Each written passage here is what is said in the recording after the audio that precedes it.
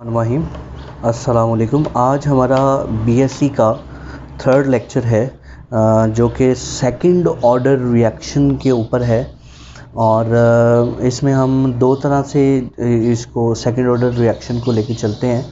एक है by taking equal concentration और दूसरा डिफरेंट कंसंट्रेशन के साथ। आज हम इक्वल कंसंट्रेशन लेंगे और फिर नेक्स्ट लेक्चर में हम इसको डिफरेंट कंसंट्रेशन के साथ पढ़ेंगे। ठीक हो गया जी। तो स्टार्ट करते हैं। हमारे पास सपोज ए प्लस बी है, ए प्लस बी। ये क्या करते हैं, ये रिएक्ट कर रहे हैं और रिएक्ट करके प्रोडक्ट बना रहे हैं। इन्होंने रिएक्ट किया और रिएक्ट करके इन्होंने बनाया प्रोडक्ट। ठीक हो गया। अच्छा, दोनों की कंसंट्रेशन क्या है, सेम, यानी इसकी कंसंट्रेशन ए है तो इसकी कंसंट्रेशन भी क्या है, ए। ठीक है जी। तो दोनों की कंसंट्रेशन ए है। प्रोडक्ट की कंसंट्रेशन शुरू में जीरो होगी। जीरो क्यों होगी? क्योंकि time is equal to zero है और जब टाइम इक्वल टू टी हो जाएगा यानी कोई ना कोई टाइम गुजर जाएगा तो इसकी प्रोडक्ट हो जाएगी एक्स। ठीक है, अमाउंट इसकी एक्स। तो ये एक्स कैसे बनी, जाहिर है ए में से कम हो के, ए में से माइनस हो गए, तो इन दोनों को हम ए माइनस एक्स लिख देंगे और ये भी ए माइनस एक्स हो जाएगा। ठीक हो गया। तो हम ये कह सकते हैं कि अगर हम इसका रेट बनाएं तो rate has direct relation with concentration of reactants. Reactants की कंसंट्रेशन के साथ डायरेक्ट रिलेशन है। तो रेट को हम d x over d t भी तो कहते हैं ना। तो ये हो गया ए एंड बी। तो d x over d t, proportionality sign ख़त्म। यहाँ पे आ गया के, ए की जगह आ गया जी ए माइनस एक्स आ गया, बी की जगह ए माइनस एक्स आ गया, दोनों सेम है। ठीक हो गया। तो ये दोनों जब आपस में मल्टीप्लाई होंगे तो हम इसको ऐसे लिख सकते हैं, d x over d t is equal to k a minus x का होल स्क्वायर। ठीक हो गया जी। अब क्या करेंगे, अब हम a माइनस एक्स को इस तरफ dt को उधर मल्टीप्लाई कर देंगे तो ये बन जाएगा 1 ओवर a माइनस एक्स का whole square and dx is equal to k dt। और हमने यहाँ पे क्या करना है, अब हमने यहाँ पर इंटीग्रेशन करनी है। अच्छा जी, चलें जी इंटीग्रेशन करते हैं। हमारे पास यही इक्वेशन है तो ये बनेगी integration 1 over a minus x whole square and dx, उसके बाद k dt। आप सोचेंगे कि k की इंटीग्रेशन क्यों नहीं हुई, क्योंकि k कांस्टेंट है, कांस्टेंट की इंटीग्रेशन नहीं हुआ करती। ठीक है जी। तो हम इसको, इस इंटीग्रेशन के जो पार्ट है ना, इसको अलग से सॉल्व करते हैं, मतलब इसको निकाल लेते हैं और अलग से इसको सॉल्व करते हैं। अब यहाँ पर हमने सिर्फ इसको सॉल्व करना है, बाद में फिर इसी के अंदर इसकी वैल्यू को हम ऐड कर देंगे। तो हमारे पास है जी इंटीग्रेशन। अब देखो ये minus a minus x square है ना, इसको हम ऊपर ले आए तो ये बन जाएगा ए माइनस एक्स माइनस 2 और ये बन जाएगा dx। ठीक हो गया। अच्छा, इस पर इंटीग्रेशन का जो पावर रूल है हम वो लगाते हैं। इंटीग्रेशन का पावर रूल, वो पावर रूल क्या है, a माइनस एक्स में a माइनस एक्स की जो पावर है उसमें हमने एक प्लस करना है और उसकी पावर से डिवाइड कर देना, मतलब -2 + 1 इससे डिवाइड कर देना है। ठीक है। अच्छा, और ये जो x है ना, ये x, इसका डेरिवेटिव फिर आगे लिया जाएगा और x का डेरिवेटिव है 1। अब 1 के साथ माइनस लिखा है तो मतलब -1। ठीक है। तो हम इसको रीअरेंज करते हैं।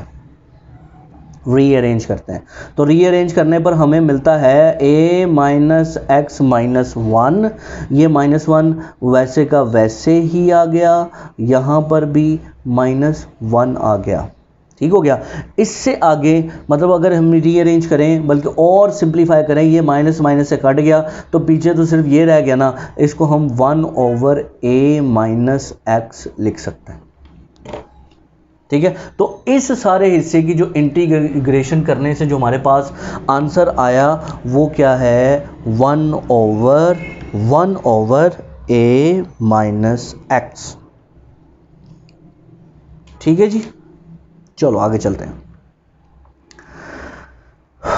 तो ये वाली वैल्यू हम इधर लगाते हैं, तो और इसकी इंटीग्रेशन तो हमें पता है t आएगी, इसकी इंटीग्रेशन t आएगी। तो यहाँ पर आंसर आया जी 1/a minus x is equal to k t plus c, ठीक है, के टी प्लस सी। अब उसी तरह हम वैल्यू ऑफ c फाइंड करेंगे, वैल्यू ऑफ c फाइंड करेंगे। तो फॉर वैल्यू ऑफ c यानी कांस्टेंट की वैल्यू हमने फाइंड करनी है, उसके लिए हम बाउंड्री लाइन जो टर्म है वो अप्लाई करते हैं, जिसमें हम x इज इक्वल टू 0 और t इज इक्वल टू 0 कर देते हैं। ऊपर वाली इक्वेशन में x और t को हमने 0 रखना है, तो 1/a minus 0 is equal to k और 0 प्लस c आ गया।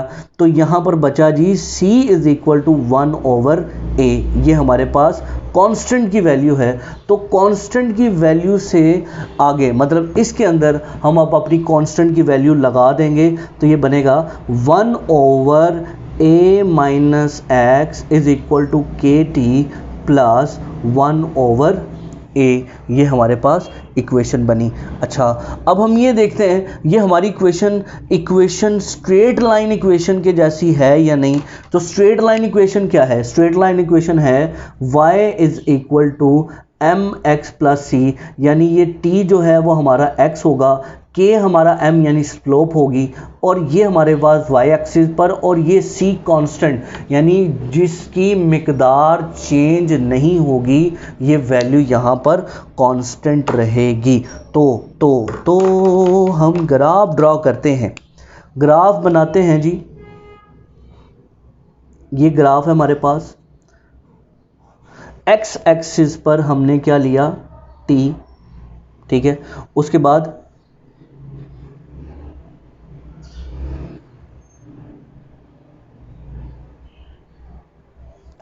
है जी 1/a माइनस एक्स को हमने क्या ले लिया, y एक्सिस पर, ठीक है। तो यहाँ पर जो कांस्टेंट था उसको हमने कहा था कि ये 1/a है ना, तो यहाँ से हमारे पास जो ग्राफ है वो बिल्कुल ऊपर को उठेगा, मतलब क्योंकि स्लोप हमारी ये k की वैल्यू नेगेटिव नहीं है, पॉजिटिव है, इसलिए, और यहाँ तक वैल्यू आएगी कांस्टेंट की, तो हमारा ग्राफ चलेगा इस तरह, ठीक है जी। तो ये हमारा नॉर्मल है, तो यहाँ से यहाँ तक का जो एंगल है वो थीटा कहलाएगा, सॉरी यहाँ से नहीं, ये वाला एंगल थीटा कहलाएगा, ठीक है।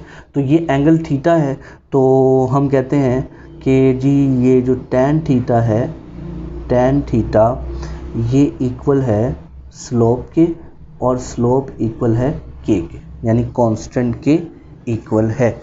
और ये ग्राफ हमें बताता है कि अगर टेम्परेचर अगर हम बढ़ाते जाएं तो 1/a माइनस एक्स जो है वो टेम्परेचर के बढ़ाने से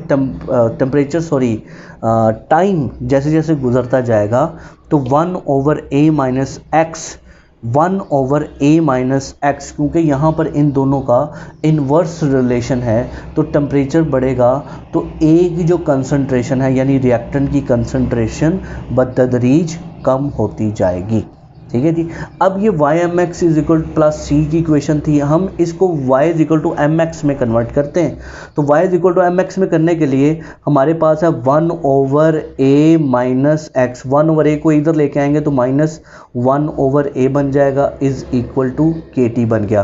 तो हम इसको क्या करेंगे, इसका एलसीएम लेंगे, तो एलसीएम लेते हुए ये बनेगा a माइनस एक्स, ए नीचे है, ए माइनस एक्स मतलब ए माइनस एक्स नीचे है, ए इधर नहीं है, ये ऊपर मल्टीप्लाई हो जाएगा तो यहाँ पे आ गया ए।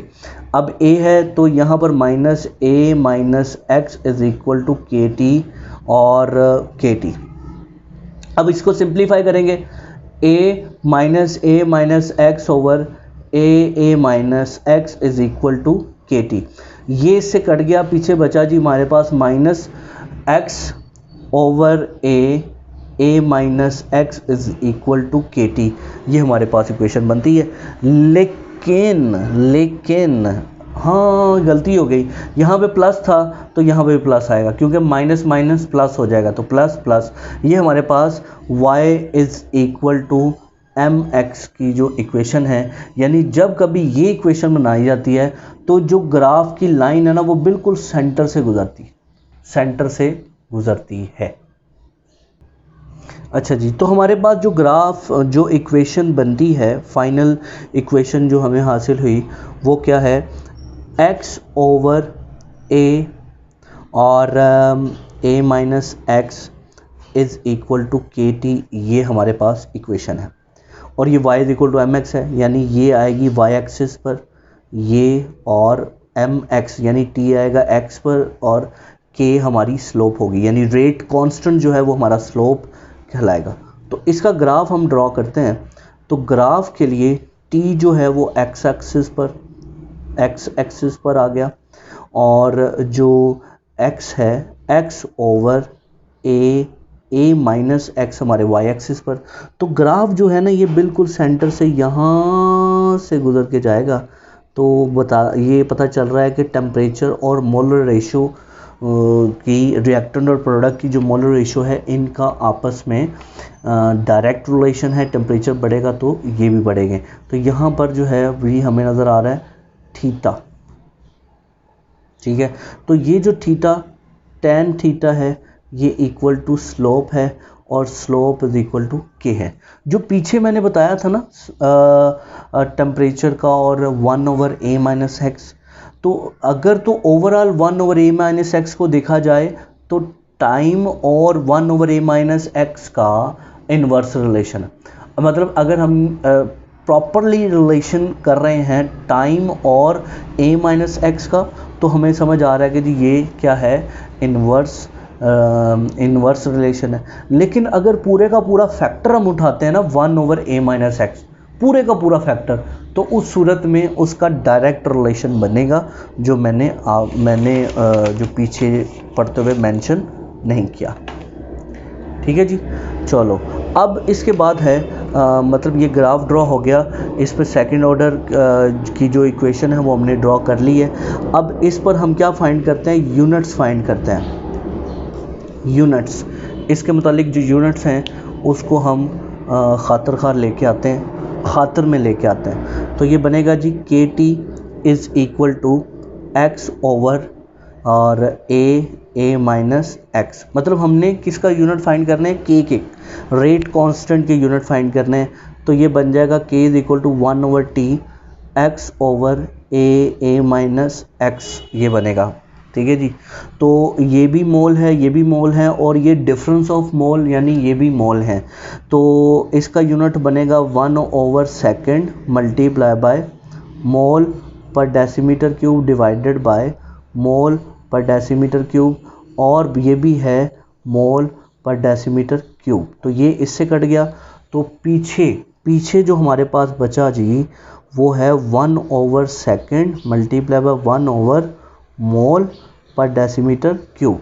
तो हमारे पास जो इसका फाइनल जो रिज़ल्ट आया, यूनिट जो हमें फाइनली मिले वो क्या है, के इज़ इक्वल टू पर सेकेंड एंड मोल पर मोल डेसीमीटर क्यूब dm3। ठीक है जी, ये रेट कांस्टेंट के हमारे पास यूनिट्स हैं। अब हम इसकी हाफ लाइफ फाइंड करते हैं। ठीक है जी, इसकी हाफ लाइफ फाइंड करते हैं कि ये जो रिएक्शन, जो फर्स्ट ऑर्डर रिएक्शन है, इनके मतलब कितनी कंसंट्रेशन हो जाए तो वो कौन सी हाफ लाइफ होगी वगैरह वगैरह। तो हम इसको जो इक्वेशन है उसी से लेकर चलते हैं। तो इक्वेशन है जी k t is equal to x over a minus x, ये हमारे पास इक्वेशन है। तो इससे हमने क्या करना है, टी एक तरफ रख लेना, बाकियों को उधर ले जाना। तो टी इधर रह गया, 1 ओवर के ये हो गया, x over a minus x बन गया जी, ठीक हो गया। तो इसमें हमने क्या करना होता है, x को, जो x है इसको हमने a ओवर 2 लिखना है, और जो t है t इसको हमने t1/2 लिखना होता है, ठीक है। तो अब हम ये वैल्यू ऊपर वाली इक्वेशन में लगा देते हैं। तो t1/2 is equal to 1 over k, क्योंकि x की जगह मैंने कहा कि a डिवाइडेड बाय 2 लिखना है, तो a minus a divided by 2, ठीक हो गया। तो जब हम इसको सिंप्लीफाई करेंगे, सिंप्लीफाई करना है ना हमने, तो 1 over k a divided by 2, ये a हो गया। यहाँ पे हमें क्या लेना पड़ेगा, एलसीएम, ये 2 आ गया, तो ये होगा 2a माइनस a। तो फर्दर जो हमारी इक्वेशन बनेगी 1 over k a divided by 2, और ये पीछे रह जाएगा a डिवाइडेड बाय 2, तो a डिवाइडेड बाय 2, ठीक हो गया जी। तो ये a डिवाइडेड बाय 2 ये दोनों कट गए, ठीक है। तो हमारे पास फाइनली हम ये कह सकते हैं कि क्या चीज़ बची, t1/2 is equal to 1 over k a, 1 over k a, ये हमारे पास बचा। और ये ऑर्डर है सेकंड ऑर्डर, मतलब सेकंड ऑर्डर रिएक्शन की हाफ लाइफ है ये, ठीक हो गया। अब आखिर में हम कुछ एग्जाम्पल्स कर लेते हैं। एग्जाम्पल्स